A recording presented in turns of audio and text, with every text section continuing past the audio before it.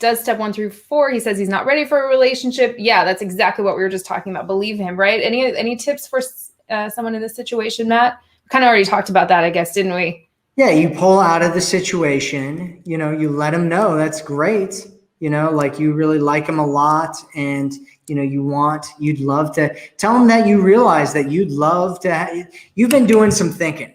So Caroline, what you've been doing, you're like, hey, I've been doing some thinking, Mr. hunk of a man that I've been dating.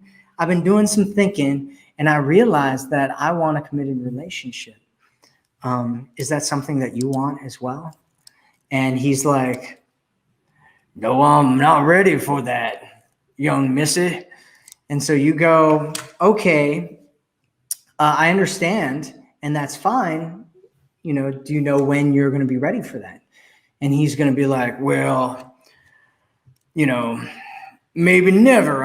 Give me some more time or whatever. And you go, okay, well, that's fine. But I know that this is what I want. And so if you change your mind, let me know. And if I'm still single, maybe we can talk about it. And then you walk away and you don't look back.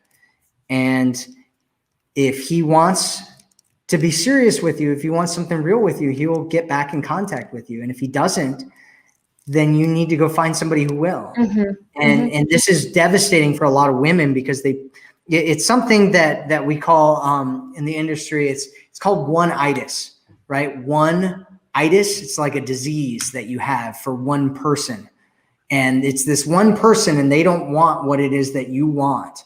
But you want them so badly because you're attached to them and you have all these feelings for them. And you're like, if I could just make him want a relationship with me, it would all be better. But he doesn't want a relationship. And, you know, you can do a lot of things with him, right? Like show him your value and connect with him in all the right ways.